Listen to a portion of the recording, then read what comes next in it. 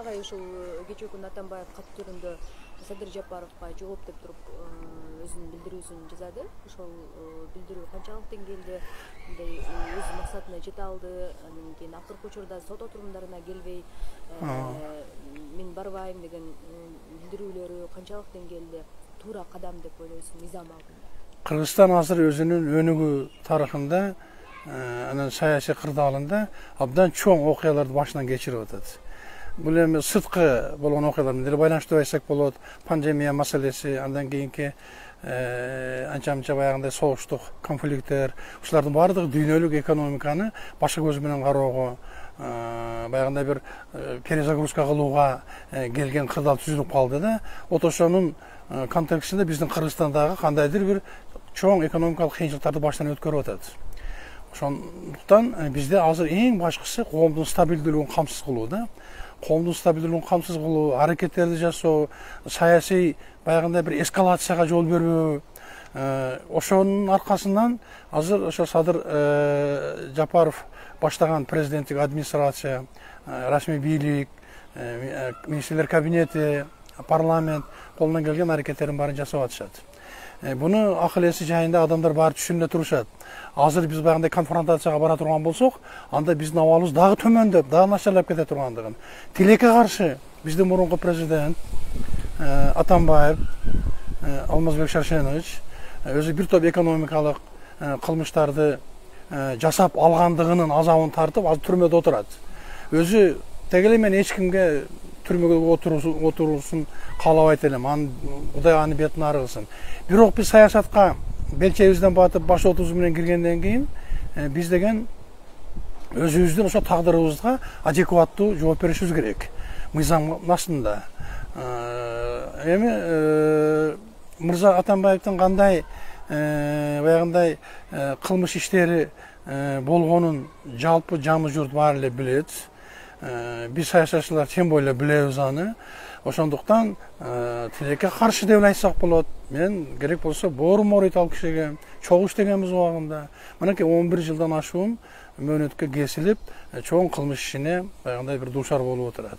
Бирок эми ушуну көтөрө билүү керек да. Анткени мыйзамды бир жолу буздуңбу, экинчи жолу бузууга аракет кылбашың керек. Түрмөдө болосуңбу, эркиндикте болосуңбу, тилекке каршы Алмазбек Шаршеновичтин мойнуна илинген кылмыштар бул абдан оор кылмыштар деп эсептелип атат да. Ошол эле баягы эл аралык издөөдө жүргөн, керек болсо Кыргызстанды каалагандай калча ойногон, өзүнчө кылмыштуу топту түзгөн Азиз Батукаев менен байланышкан, аны 16 жыл камалган чоң кылмышкерди мыйзамсыз өлкөдөн чыгарып жиберүүгө түзөнсүз тиешеси бар деген абдан оор кылмыш илинди да Атамбаевдин башына. Анда мен депутат болчумун, мен баардыгын билем, кандай болду, эмнелер болду. Анын аркасынан бир 20дан ашуун жооптуу кызмат иштегендер кармалышты. Алар да ар кандай мөөнөттөрдө сот жаза эмелерин мойнуна тартышты, кээ бирлер акталышты дегендей. Андан кийин жөн тынчып отуруп калбастан Алмаз мырза дагы баягы өзүнүн мөөнөтү бүтүп кеткенден кийин анан баягы кой таш окуясын уюштуруп жиберди. Анын натыйжасында тилекке каршы дагы абдан өкүнүү менен айтышыбыз керек. Бир чырактай болгон кыргыздын жигити кадрдык офицер каза болду. Дагы бир офицерибиз өмүр бою инвалид болуп калды. Вот ушундай иштер. Бирок эң башкысы мамлекеттин стабилдүүлүгүнө, көз карандыгына, коопсуздугуна шек келтирген кадамдар жасалды да. Ошол тамаша түрүндө деле бирок улут тил айтып жүрүшпөдү. Мына кой таш баягындай республикасы болот окшойт. Мына көрдүңөрбү, элди жикке бөлүү бул конституциялык нормадагы чоң кылмыш болуп эсептелет да.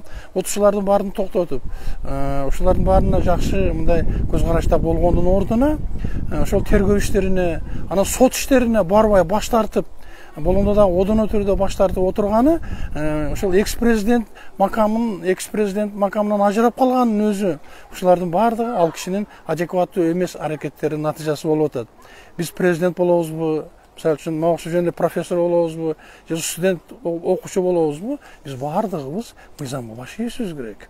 Ошол конституция баштаган мыйзамга баш ийишибиз керек. Ошолордун баардыгынын баягы базалык нормативтерин, базалык түшүнүктөрүн бузуп аткан киши катары элге билинип калды. Эми дагы тигил түрмөдө отуруп ошол азыркы президентке бир топ баягындай каяша дебейм, керек болсо ультимативдик түрдө анда өздөрүнүн ойлорун тамуулап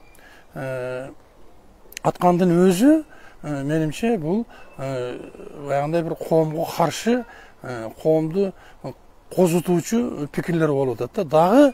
Дагы мынакей көрдүңөрбү, дагы коомду 2-3кө бөлүү аракеттери болуп атат. Мен абдан бул өкүндүрөт бул кишинин мындай кадамы. Эми президентибиз Садыр Жапаров колунан келген ишти жасап атат. Мен башында айткандай, дүйнөлүк ушундай кризис шартында Кыргызстан өзүнүн жолун издеп таап атат. Мына таап келе жаткандыгынын белгиси. Ошондуктан биз баардыгыбыз оппозициялык маанайда болобузбу же пропозициялык маанайда болобузбу, болгон жакшы жөрөлгө жаратмандык аракетибизди ортого салып иштешибиз керек. Андан башка бизде эч нерсе сактап кала албайт. Ошол сиз дагы буга чейин айттыңыз, ушу Батукаев боюнча жана башка кой таш окуялары боюнча азыркы андан башка да ушу жер тилкелеринин мыйзамсыз калмалуу, андан кийин коррупцияга шектелүү, ошондой эле ТЭЦ боюнча, мектеп куруу боюнча бир канча пункттар боюнча айыпталып атат. Бирок мен мыйзам алдында акмын деп атат да. Анан ушул айыптары боюнча айта кетсеңиз, кандай болуп калат? Мындай да, ошол баягы эми каракчы бандит деп эле айтайлычы, Азиз Батукаев 16 жылга кесилгенден кийин ошону мыйзамсыз чыгарып жиберүүнүн өзү, анын болгондо дагы ошол президенттин уруксаты менен, анын макулдугу менен чыгып кеткенин өзү Кыргызстандын аброюн эл аралык деңгээлде абдан эле төмөн түшүрүп койду. Ал эми кой таш окуясын ар бир кыргызстандык билип калды кандай болгондугу. Аракеттеги президентти тоготпой, баягындай эмеге барбай, тергөө иштерине катышпай, анан кийин болгондо да куралдуу тоскоолдуктарды жараткандыгын өзү да бул абдан чоң кылмыш. Эми баягы мектептердин социалдык объектилердин салынышы боюнча конкреттүү кылмыш иштери козголгондугун баарыбыз эле билебиз да. Ошол эле түндүк түштүк альтернативдүү жолдун абалы, айрыкча ТЭЦ, эмне унутуп калдыкпы? Кыштын чыкыроон, ызгардуу соогунда, чилдек учурунда Бишкек жылуулук жок калып, электричествосу жок калып, тиги жууркан төшөктөрдү сатып беребизлерге ошентип абалдан чыгып тургула деген абалга чейин келбедик беле. Анын ТЭЦти модернизация кылуунун бөлүнгөн кредиттик акчанын өзүнүн эбегейсиз чоң суммада бөлүнүп кеткендиги, өзүнүн баягы курулушка керектүү болгондон 2,5 эсе көбөйүп кеткендигин өзү ушунун баардыгынан чоң кылмыш. Анын баары далилденген. Башка нерсе, Атамбаев мырза дагы акылына келип, токтоолук кылып, мынакей биз экөөбүз жашташпыз, 66-га чыгып атабыз. Жаштарга үлгү болуп келип, өзү мен тазамын, мен акмын деп ар жерде интервьюларды берип, баягындай массалык маалымат каражаттары аркылуу элди козутпастан, абдан күчтүү болсо, өзү күчтүү саясатчы сотко келет дагы, утурлап келип, сотто өзүнүн баягы эмесин, позициясын коргоп алат.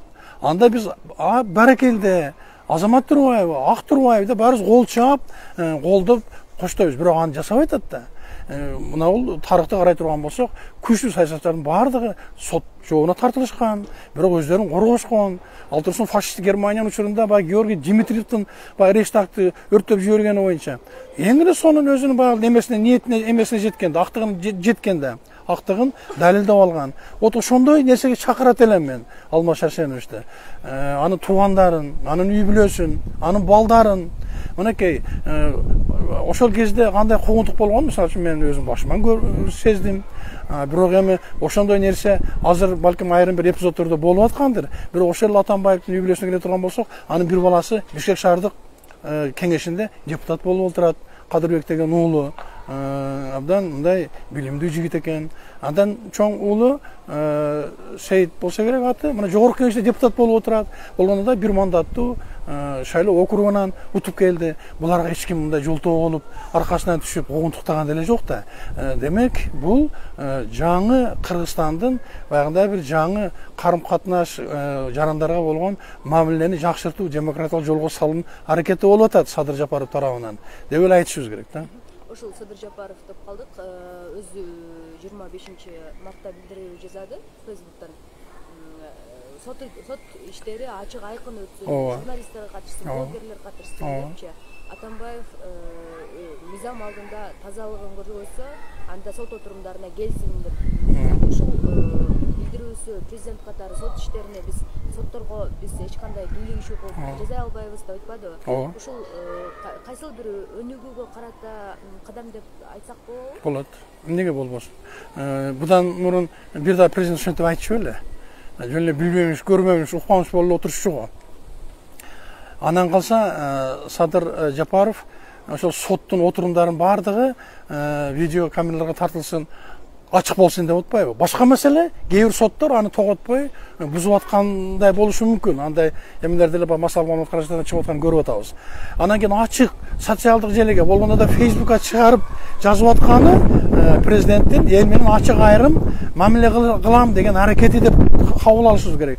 Анан ошону пайдаланып, колдонуп калгандын ордуна биздин досубуз деп коелу, замандашыбыз Атамбаев тескерисинче кайта эскалацияга жол ачып атпайбы? Мурдагылардын баарын чукуп, сен андай дедиң эле, эми мен мындай дейм деп баягындай эметкенин баардыгы туура эмес. Садыр Нуркожоевичтин да туура түшүнүш керек. Баштан абдан оор түйшүктөр, оор баягындай жазаларды тартып, болбогон эле жазалар тартып отурган. Аны кече Атамбаев өзү деле айтып турган. Ушундай нерселерде чыдамдуу болуп, албетте президенттин милдети, бирок президенттин укугуна карашыбыз керек. Ал деле биздин жарандардын бири да, туурабы? Ошондуктан бул жагында мындай бир салкын кандуулук менен, түшүнүү менен баардыгын ошо мыйзамдын чегинде, мыйзамдын изи менен жүрүп отурсак, кимибиз ак, кимибиз кара экендигин эл өзү баалап алат.